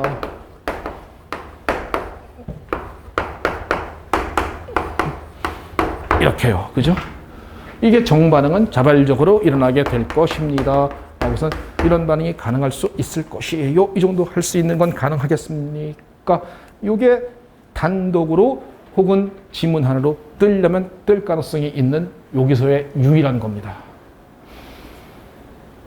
요거 하나 그러면 정확하게 외워야 되겠죠. 그죠? 그러면 자, 4페이지에서는 뭐 했나요? 아무것도 안 했네. 금속에 관한 내려갈수록 증가하는 성질 뭐 같이 여러 번 반복시켜 드릴 테니까 그래서 여기서 수업 끝나고 집에 가서 정리하는 시간 진짜 짧게 만들어 드릴 테니까 그거는 하십시오. 그것조차 안 하면 할 말 없습니다. 그것만 하시고 그것만 외우신 다음에 나중에 문제로다가 적용되는 모습만 찾으면은 아무리 방어 과목이라도 6개, 7개는 확보합니다. 그 대신에 철저하게 들으셔야 돼요. 제가 말하는 거를. 내려갈수록 증가하는 성질 뭐 있다? 전자값 원자 반지름 금속소 올라갈수록 이온 에너지하고 금속의 MPBP와 전기 음성도 전기수도 값도 외우고 있는 거 맞아요. MPBP 금속의 MPBP 뭐라고요? 금속의 MPBP는 핵과 전자 간의 그 인력이 세게 유전한다. 이때 자유전자 개수가 많을수록 그 다음에 거리가 작을수록 MPBP가 높다. 그래서 나트륨보다 마그네슘보다 알루미늄의 MPBP가 높은 현상, 올라갈수록 MPBP가 증가되는 현상을 이해하여야 한다. 오른쪽에 상단부에 그림 나오는 거 모르겠으면 제껴 날려. 그리고 그 밑에 써 있는 거 찢은 거 다 버려. 오케이? 그리고 그 밑에 바로 F2, Cl2, Br2, I2에 관한 할로겐적 원소에 관한 얘기를 했어요. 내려갈수록 점점점 분자량이 증가되기 때문에 녹는 점이 증가하고 끓는 점도 증가됩니다. 이건 분산력이라고 부르는 개념이에요. 특강 시간에 썼습니다. AGF, AGCl, AGBr, AGI 중에서 가장 물에 안 녹는 놈은 물에 잘 녹는 놈은 AGF만 녹고 나머지는 안 녹는다 그랬어요. 침전물의 색깔은 외우는 것은 뭐 외우고 싶으면 외우고 안 외워도 무방합니다만 뭐 간단하니까 그 정도 외워주는 건 그렇게 뇌를 갖다가 혼동스럽게 만들진 않을 것입니다. 진짜 되게 중요한 것은 F2, Cl2, Br2의 반응성입니다. 반응성. 올라갈수록 반응성이 증가합니다. 외울 때 헷갈리니까 이렇게 외우십시오. 폭발적으로 반응한다. F. 이렇게 해요. 그러면 안 헷갈립니다. 이때 이 반응성은 음이온이 되려는 경향성이다 그랬거든요. 이때 음이온이 되려는 게 음이온 되는 게 자발적으로 일어나야 됩니다. 그걸 이해하는 게 표준 환원 전위 값이 플러스 값이고요. 굉장히 큰 값이며 얘는 음이온이 잘 되니까 환원이 잘 되는 거고 자기가 환원이 잘 되니까 강력한 산화제다라고 부르는 거거든요. 그러면 어떠한 음이온들이 녹아 있었을 때 어떤 놈을 가해 주었을 때 그 음이온을 중성기체로 중성으로 바꿔줄 수 있느냐 이런 문제에서 누구를 집어넣어주면 가능하다는 것을 그건 깨우치셔야 한다는 것입니다. 됐나요? 여기까지 할 수 있겠어요? A4지다가 적어놓으면 진짜 이만큼 적혀요. 글씨 조그맣게 쓰면 그거 딱 외우면 됩니다. 아셨죠? 그렇게 나가자고요. 화학은. 그러면 자 이제 그 밑에 보면 금속의 산화물입니다. 이제 자 금속의 산화물에 관한 얘기가 가는 거예요. 금속의 산화물에 관한 얘기입니다. 금속의 산화물. 금속은 양이온이 되는 성질이라고 분명히 아까 말씀드렸고요. 금속의 산화물은 자 예를 들면 뭐 Na2O 같은 거 뭐 이런 거죠. 뭐 MgO, 뭐 CuO. 산화물이니까 산소와 금속이 결합되어 있는 겁니다. 구리 금속 맞죠? 구리 금속 아니야? 구리와 산소가 결합되니까 금속의 산화물이죠. 마그네슘 금속 맞고요. 금속과 산소가 결합됐으니까 금속의 산화물이에요. 이런 것들입니다. 예를 들면 이런 것들이 얘는 어마어마하게 많을 겁니다. 자, 갑니다. MgO 한번 볼까요? Mg 이가 양이온 플러스 O 이가 음이온입니까? 그렇잖아요. 이 정도는 상식으로 알고 있죠. Mg 이가 양이온 플러스 O 이가 음이온으로 구성된 이온 결합성 물질이라고 부르는 거 맞죠? 이런 걸 갖다가 양이온, 음이온 간의 결합, 이온 결합입니다. 그래서 금속의 산화물은 이온성이다라는 것을 이해할 수 있겠죠. 금속의 산화물은 이온 결합성 물질입니다. 금속은 양이온이 되려고 그러고 산소는 비금속이거든요. 그래서 금속과 비금속 간의 결합이에요. 그래서 이온 결합이다 이렇게 부르는 것입니다. 그래서 금속의 산화물은 이온성이다. 이건 충분히 이해되는 거 맞아요? 동물적 감각으로 느껴보실까요? 물에 들어가면 뭐 될 것 같으세요? 화학식을 완결짓자는 얘기가 아니라 자, Na2O가 물에 들어가면 뭐가 만들어질 것 같은 느낌이 오냐 하면 아마도 느낌상으로 뭐 이런 거 안 만들어질 것 같은 느낌이 안 옵니까? 느낌이 그렇죠. 그죠? 반응식을 완결 지으란 얘기가 아니라 Na2O라고 부르는 이런 금속의 산화물이 물에 들어갔었을 때 NaOH 같은 놈을 만들어낼 수 있을 거다라는 느낌 정도는 오십니까? NaOH가 염기의 대표 주자인 거 알아요? 염기입니다. 그래서 금속의 산화물은 이온성이며 염기성인 것입니다. 받아들일 수 있죠? 금속의 산화물은 이온 결합성 물질이면서 염기성 물질이란 말이죠. 물에 녹으면 염기를 만들어냅니다. 그러면 염기성 물질이니까 우리는 이런 얘기할 수 있을까요? 산하고 염기하고 만나는 것을 중화반응 이렇게 불러요. 산하고 염기하고 만나는 화학 반응을 중화반응 이렇게 부르거든요. 그러면 얘가 금속의 산화물은 이온성이며 염기성이니 얘는 산하고 중화반응 하겠어요? 염기와 중화반응 하겠어요? 다를 것도 없잖아. 얘가 염기니까 산과 중화반응 하겠죠. 그죠? 산과 중화반응 할 것 아니겠습니까? 내가 염기니까 산하고 중화반응 해야지 뭐. 자, 그러면 이렇게 외우는 건 가능합니까? 자, 금속의 산화물에 관한 얘기야. 금속의 산화물은 뭐라고요? 이온성이며 염기성이에요. 내가 염기니까 물에 들어가면 염기성을 나타내 주니까 내가 중화반응하는 물질은 산과 중화반응해야 합니다. 그러면 니트리트 기출에 이런 게 떴단 말이죠. CuO 금속의 산화물 맞아요? 금속의 산화물이죠. 그 다음에 얘가 H2SO4 대표적인 황산입니다. 황산이니까 산이죠. 그러면 CuSO4 그 다음에 물 이렇게 만들어내거든요. 이 반응은 산염기 중화반응이다. 지문 기억니은 디귿 중에 하나입니다. 오케이 안 오케이? 맞잖아요. 그죠? 이거잖아. 금속의 산화물 염기성 산과 염기의 중화반응이다. 그러니까 이 반응은 산염기 중화반응. 이게 미트리트 과거 기출문제였단 말이죠. 기출문제 지문 중에 하나였었습니다. 그러니까 변리사 시험 문제에 나올 가능성이 전혀 없다고 말할 수는 없다 이거죠.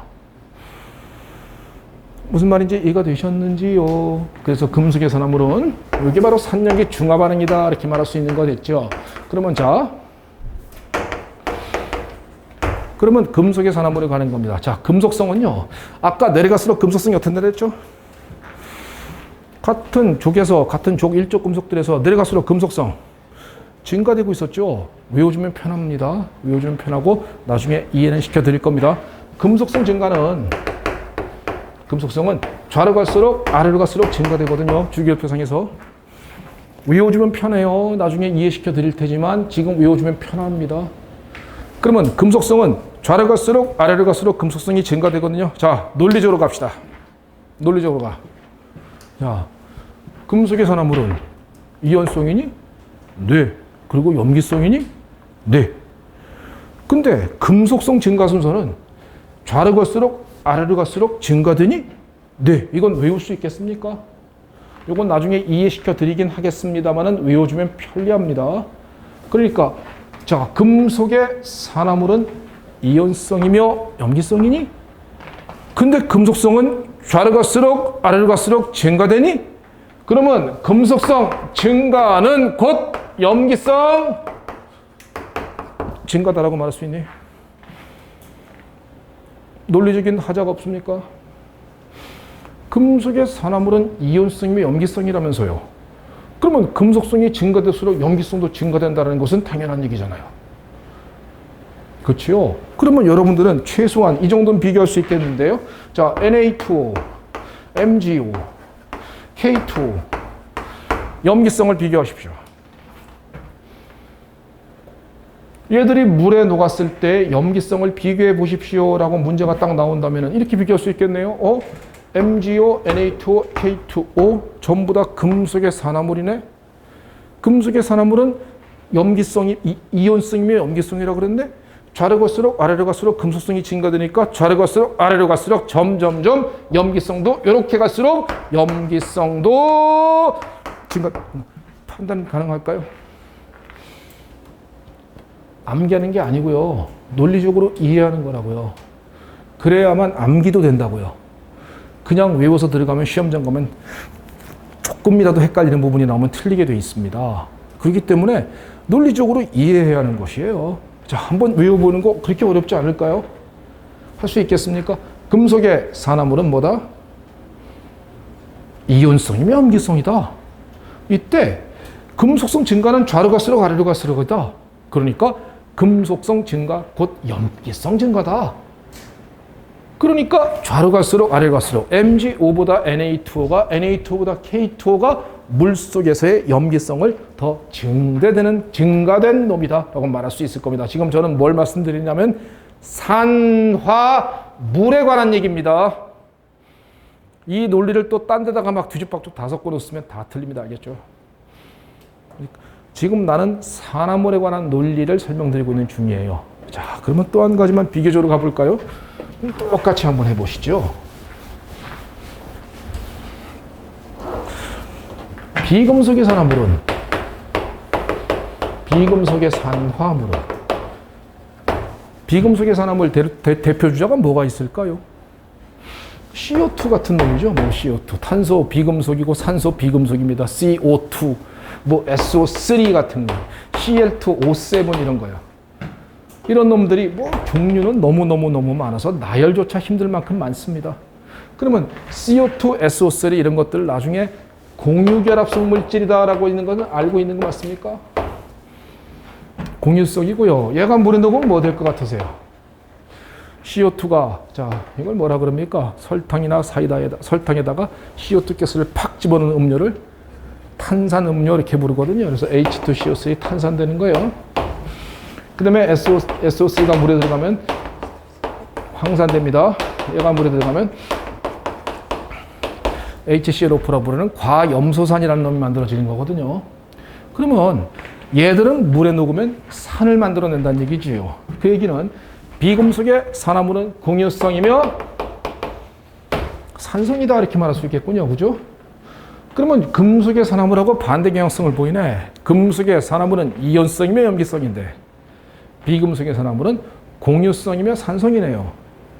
그러면 논리적으로 가보면은 자, 비금속성이 증가하면 비금속성이 증가하는 것은 다른 말로 하면 산성을 증가되겠네요. 그죠? 그러면 자, SO3와 Cl2, O7 중 물에서의 강력한 산은 비교를 하려면 비금속성 증가 순서에 가면 됩니다. 공유성 아까 금속성 증가 순서가 어떻게 내렸어요? 좌로 갈수록 아래로 갈수록 금속성 증가된다 그랬나요? 그럼 비금속성은 이거의 반대겠죠. 그러니까 오른쪽 갈수록 위로 갈수록 비금속성 증가거든요. 비금속 증가는 오른쪽 위로 갈수록 헷갈릴 수 있습니다. 정리를 안 해놓으면요. 그러니까 정리해서 안 헷갈리도록 암기하는 건 여러분들의 몫입니다. 저는 안 헷갈리도록 지침만 알려드릴 뿐, 그걸 안 하면은 할 말이 없습니다. 그걸 안 하는 수험생이 과연 민법하고 상표법은 잘할지 의문입니다. 그러면 전 과목 중에 강점 있는 게 하나도 없으면 무슨 재주로 합격을 합니까? 1차는 제가 볼 때 시험이 아니라고 보여집니다. 제가 3개월 공부하고 붙었거든요. 변리사 1차를. 물론 30년 전 얘기지만 진짜 심심풀이로 3개월 딱 하니까 합격합니다. 물론 자연과학계로는 공부를 안 했죠. 지구과학만 한 보름 정도 보고 들어갔습니다. 그 민법, 특허법만 그냥 주구장창. 당시엔 상표는 1차 과목이 아니었기 때문에 민법하고 특허법만 주구장창 보니까 90점대 받는 건 어렵지 않습니다. 3개월이면 되더라고요. 그 당시에 책이 한 1000페이지쯤 됐던 것 같거든요. 그런데 어떤 친구는 1차만 합격하는데도 막 6년, 7년씩 걸리는 친구도 봤습니다. 그 결국은 못 붙더만. 그러고선 그냥 관두더라고요. 1차는 시험이 아니에요. 모든 시험의 진짜 백인 2차입니다. 2차가 시험 같은 시험이고요. 1차는 말하자면 어중이 떠중이가 무지하게 많아요. 하지만 2차 시험은 옆에 있는 사람 단 한 명도 나의 경쟁자가 아닌 사람이 없는 겁니다. 전부 다 무시무시한 애들이에요. 진짜 대한민국에서 공부를 제일 잘한다는 애만 모여있는 곳이 2차 변리사 2차 시험 공부하는 사람들이거든요. 그런 사람들이 공부 시간이 하루에 막 10시간씩 가는 사람도 많습니다. 그 무슨 재주로 그런 사람들하고 승부를 보려고 합니까? 1차에서 절절절 매면서. 그러니까 그렇다 해서 절대 버리는 시간이라고 생각하지 마세요. 제가 예전에 변리사 공부를 솔직히 저는 심심풀이로 시작했습니다. 왜냐하면은 난 변리사가 별로 관심이 없었어요. 나는 학원 강사가 꿈입니다. 나는 변리사 공부 처음 시작할 때는 학원 강사, 변리사 학원에서 상표법 강의하고 싶었어요. 그래서 나는 공부를 시작한 거였는데, 변리사가 별 관심도 없었던 상황에서 그냥 말하자면 좀 어떻게 보면 그냥 좀 지방에서 올라오는 용도의 핑계를 대기 위해서 그냥 공부를 시작했던 거거든요. 근데 2차 공부를 딱 보니까 진짜 어마무시한 사람들이 무지하게 많더라고요. 와, 정말 상상을 초월합니다. 근데 1차에서조차도 그렇게 오래 걸리고 1차조차도 그렇게 붙을 가능성이 별로 없어 보이는 수험생이 2차는 정말 어렵습니다.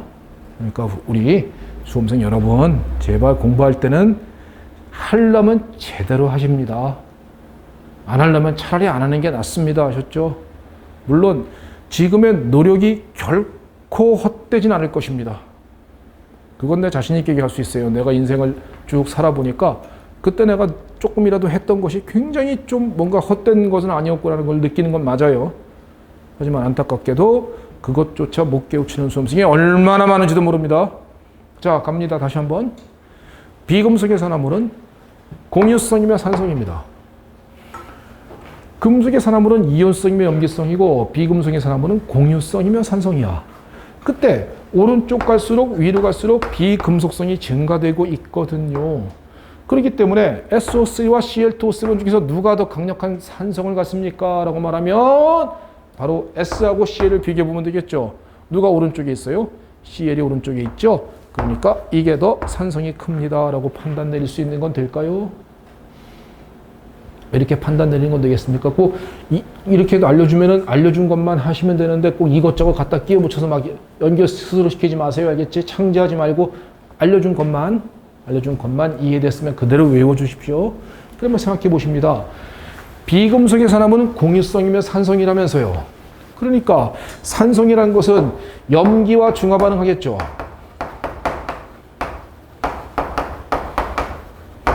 염기하고 중화 반응할 것 아니겠습니까? 산이니까. 그렇죠? 그러면 자, 이런 거 볼까요? SiO2.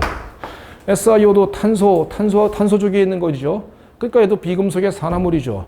비금속의 산화물이니까 얘도 산성을 띠겠죠. 그러니까 얘가 염기하고 중화 반응할 수 있겠어요? 염기 알고 있는 대표 주자 뭐가 있나요? NaOH거든요. 중화 반응 반응식을 못 쓸지라도 이런 반응이 일어날 거다라는 건 느낄 수 있겠습니까? 그러면은 이런 얘기잖아요. 이게 만약에 이 유리가 이게 SiO2가 파이렉스 유리의 주성분은 SiO2거든요. 이게 유리의 성분입니다. 이 유리통 속에다가 NaOH를 담궈 놓으면 어떤 일 벌어질까요? 이런 얘기예요. 얘가 뭐라고요? 비금속의 산화물 산이라고요. 근데 얘가 뭐라고요? 염기라고요. 둘이 만나면 뭐 한다고요? 중화 반응한다고요. 그러니까 이거 뭐야? 유리가 뚫리겠죠. 그죠?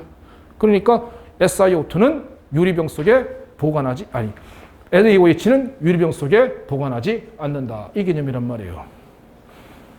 그래서 얘는 유리병 속에 보관하지 않습니다. 오른쪽에 있는 그림까지 이해되는 거 되겠습니까? 상단부에 6페이지의 상단부에 있는 그것까지 이해되는 건 이해되셨어요?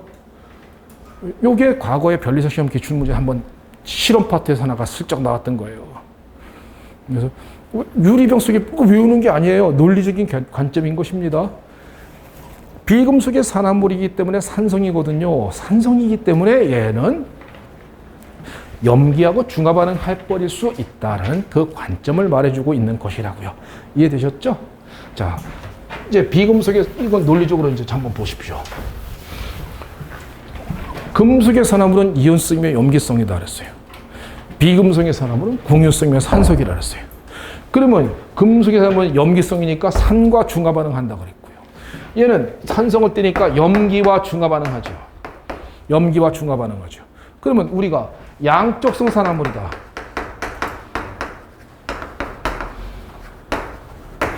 양쪽성 산화물이다. 그러면 양쪽성이라는 것은 뭐냐? 이것도 되고 이것도 되고 이거잖아요. 그 얘기는 양쪽 산화물은 누구하고도 중화 반응하겠습니까? 둘 다 가능하겠죠.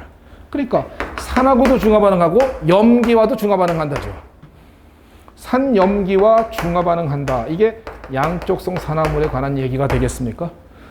양쪽 산화물은 몇 가지입니다. 알아주나 이런 거예요. Al2,3, 제데노, SNO, PBO 같은 겁니다. 알아주나 이렇게 외우면 돼요. 알아주나 양쪽성 산화물들은 얘는 산하고도 중화 반응하고 염기하고도 중화 반응할 겁니다. 그러면 그래프상 거기 보면 자 상단부에 거기 그래프 있습니까? 자 용해도가 이렇게 됐어요. 이쪽이 pH입니다. 이게 용해도입니다. pH가 낮을 때도 용해도가 높고 pH가 높을 때도 용해도가 높습니다. 이 산화물은 누구일까요? 하면은 됐잖아요. 그죠? pH가 낮을 때도 즉 pH 가운데가 7인데 7보다 낮다는 건 뭐예요? 산이죠. 산에서도 잘 녹고 7보다 높을 때 염기지요. 그러니까 염기에서도 잘 녹으니까 이 산화물은 양쪽성 산화물의 그림이겠구나라고 느낄 수 있는 정도까지만 이해되셨는지요? 알아듣습니까? 자, 정리해서 외워봅니다. 금속의 산화물은 지금 외우십니다. 금속의 산화물은 이온성이며 염기성. 금속의 산화물은 이온성이며 염기성이다. 산과 중화 반응을 할 것이다. 그때 금속성 증가는 염기성 증가라서 좌로 갈수록 아래로 갈수록 금속성이 증가되고 염기성이 증가되는 성질을 보여줄 것이다. 그래서 MgO보다는 Na2가 Na2보다는 K2가 물속에서의 염기도가 크다라고 얘기할 수 있는 것이다. 거꾸로 비금속의 산화물은 공유성이며 산성이다. 이때 오른쪽 갈수록 위로 갈수록 비금속성이 증가되게 되고 비금속성 증가는 산성 증가이다. 그래서 SO3보다는 Cl2O7이 좀 더 강산성을 보여주게 될 것입니다. 염기와 중화 반응하기 때문에 SiO2 같은 놈은 NaOH와 반응하면 녹습니다. 그러므로 NaOH는 유리병 속에 보관되어서는 안 되는 거고요. 아라주나 같은 이런 양쪽성 산화물은 pH가 낮은 산성이나 pH가 높은 염기성에서 중화 반응이 다 가능할 수 있는 거라서 용해도는 바로 이런 성질을 보여주게 될 것입니다. 정도예요. 7가지 SI 측정단 이런 거 안 해도 괜찮습니다. 자, 이 정도는 상식으로 알고 있는 거 맞아요. 온도, 우리가 섭씨 온도, 화학에서는 뭐 0도다 그러면 273을 더하면 화학에서는 온도는 켈빈 온도를 씁니다. 켈빈 온도 쓰는 거고 섭씨 온도를 주로 쓰질 않죠. 그래서 영도는 273K다라는 것을 이 정도는 상식으로 알고 있다고 믿겠습니다. 자, 한 장 넘겨보시죠. 넘겨보시면 쭉 가다가 뭐 8페이지, 9페이지 있는 것은 아무것도 볼 게 하나도 없습니다. 아무것도. 거기 유효 숫자는 변리사 시험 문제에 뜬 적이 있고, 아니 변리사랬다. 저희 미트리트에 뜬 적이 있고, 변리사 시험에는 한 번도 나온 적이 없기 때문에 제가 볼 때 나올 가능성은 없습니다. 그러므로 이런 건 다 제끼고요. 하나만 가볼까요? 거기 보면은 9페이지 제일 하단부에 크기 성질하고 세기 성질이 있죠. 크기 성질과 세기 성질이 있는데 이 정도는 조금 알아두는 게 필요한 게 하나가 있습니다. 뭐 크기 성질은 크기에 의존하는 겁니다. 크기에 의존하니까 크기가 큰 거는 큰 거고 크기가 작은 건 작은 거예요. 자, 부피 어때요? 요만한 거하고 이런 거하고는 다르잖아요. 그러니까 크기 성질이죠. 질량 어때요? 질량도 마찬가지죠. 요만한 질량하고 이만한 질량은 분명히 다르죠. 자, 세기 성질. 예를 들면 크기에 의존하지 않는 겁니다. 크기에 상관이 없는 거예요. 크기에 상관이 없는 거. 예를 들면 밀도 같은 겁니다. 밀도, 뭐 MP 같은 거, 녹는 점이라든가 밀도 이런 거요. 자, 하나만 외워줍시다. 하나만 외워줍시다. 거기 안 적혀 있습니다만 요거 하나 외워줍시다. E0 표준 환원전이. 표준 환원전이가 세기 성질입니다. 요거 하나만 거기다 딱 적어놔 줄래요? 표준 환원전이 값이 E0가 세기 성질이에요. 그래서 예를 들면요. 예를 한번 들어드릴게요. Ag 양이온이 전자를 받아서 Ag로 속출될 때 이때 E0 값이 0.8V인데요. 0.8V인데 이때 얘가 전자 1몰을 받아서 1몰의 Ag가 속출될 때 그때 E0가 0.8V 이렇게 부르거든요. 그러면 이걸 갖다가 만약에 이걸 2배를 했다. 2배를 했다. 그러면 2개의 Ag 양이온이 이때 2개의 Ag가 될 때, 이렇게 됐을 때, 이때 E0 값은 얼마가 되겠습니까? 라고 말하면, 이때 E0 값은 뭐라고요? 세기 성질이라고요. 크기에 의존하지 않는다고요. 1몰이 됐든, 2몰이 됐든, 3몰이 됐든, 몇 몰이 됐든 상관이 없다고요. 그렇기 때문에 이때 E0 값은 얼마다? 이게 곱하기 2에서 1.6 아니라고요. 그냥 0.8V라고요. 알겠지? 이게 나중에 전기화학에서 제일 중요한 개념 중 하나거든요. 그러니까 여기서 아예 알고 가죠. 표준 환원전이 값은 세기 성질입니다. 그렇기 때문에 2배가 됐다 그래서 이걸 2배 해주면 안 됩니다. 그냥 똑같은 값을 갖습니다. 크기에 의존하지 않아요. 몰수가 많다 그래서 2배가 됐다 그래서 2배가 되는 개념이 아닙니다. 2배가 되는 것이 아니라 그냥 얘가 0.8V면 얘도 그냥 0.8V입니다. 이게 나중에 전기화학 파트에서 굉장히 중요한 개념 중 하나거든요.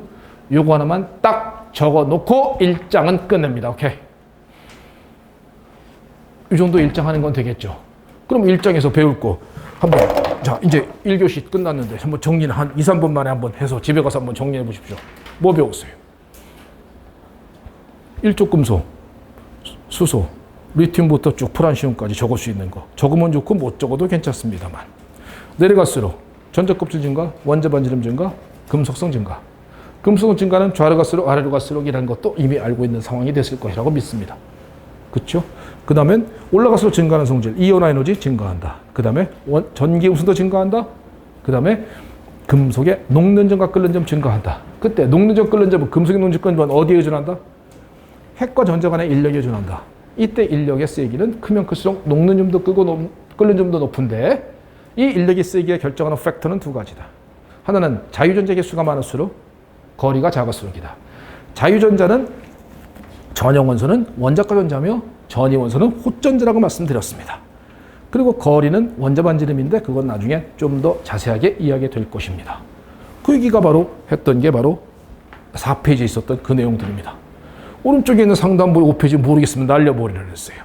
F2, Cl2, Br2, I2로 존재한다 그랬죠. 자연계에서 할로겐적 원소는. 이때 내려갈수록 분자량이 증가하기 때문에 분산력이 증가합니다. 그래서 분자 간의 힘이 커지고 증기압 작다, 끓는 점 높다, 기화율 높다. 이 개념은 유기화학 시간 때 했었기 때문에 여기서는 설명을 안 하고 그냥 말만 하고 넘어갔습니다. 자연계 존재할 땐 AGF, AGCl, AGBr, AGI 같은 은과의 이온 결합성 물질로도 존재할 수 있는데 이때 AGF만 물에 넣고 또 수소와 결합해서 HF, HCl, HBr, HI 같은 산으로 존재할 수 있는데 내려갈수록 결합 해리 에너지가 작아지기 때문에 산성도가 큽니다. 또 역시 유기화학 시간에 설명을 해서 여기서 설명 안 하고 간략하게 하고 넘어갔습니다. 제일 중요한 거는 F2Cl2Br2화이트의 반응성에 관한 얘기를 했죠. 이때의 반응성은 이온이 되려는 경향성이라 그랬어요. 그래서 폭발적으로 반응한다. F 이렇게 외우라 그랬죠. 이때 이온이 잘 되니까 환원이 잘 되는 거고 자기가 환원이 잘 되니까 강력한 산화제다라고 불렀거든요. 그리고 이제력 값이 굉장히 큰 놈이다라고 말씀드렸는데 그 개념은 나중에 전기화학 파트에서 설명을 한다 그랬습니다. 이럴 때 어떤 이온 결합성 물질이 물에 녹아 있었을 때 누구를 집어넣어주면은 이를 갖다 가스로 날릴 수 있느냐 할 때 누굴 넣느냐 이겁니다. 예를 들면 Cl 음이온이 녹아 있으면 F2를 집어넣어야지만 F2가 F 음이온 되면서 Cl 음이온이 Cl2로다가 날아갈 것이고 예를 들면 Br 음이온이 녹아 있다는 얘기는 F2나 Cl2 같은 놈을 집어넣어주면 정반응을 자발적으로 진행시킬 수 있을 것이다 라고 말씀드린 겁니다. 금속의 산화물은 이온성이며 염기성입니다. 금속성이 증가하면 염기성 증가합니다. 그래서 좌로 갈수록 아래로 갈수록 금속 증가, 염기성 증가, MgO, Na2O, K2O 염기성의 순서를 잡을 수 있어야 되고 금속의 산화물은 염기성이니까 산과 중화 반응합니다.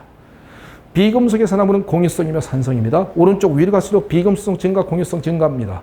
산성 증가, SO3보다 Cl2, 7이 좀 더 산성도가 큰 거고 SiO2는 NiOH랑 만나면 중화 반응할 수 있기 때문에 NaOH는 유리병 속에 보관하지 않는 것입니다. 양쪽 산화물 아라주나 같은 놈이 있는데 걔들은 산에서도 염기에서도 중화 반응을 할 수 있다라고 말씀드렸던 것. 그 내용입니다. 그리고 극이성질, 세기성질, 세기성질에서 요거다.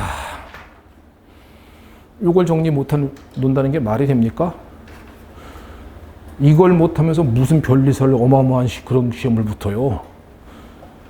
변리사가 아무나 하는 건 아닌 것 같아요. 그죠? 그죠?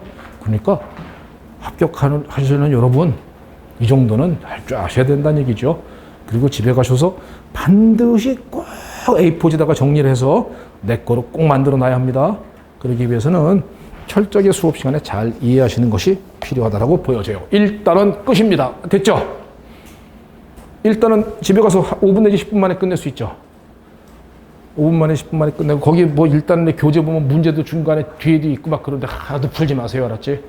시간이 아까워. 그 시간에 민법, 특허법 하십시오.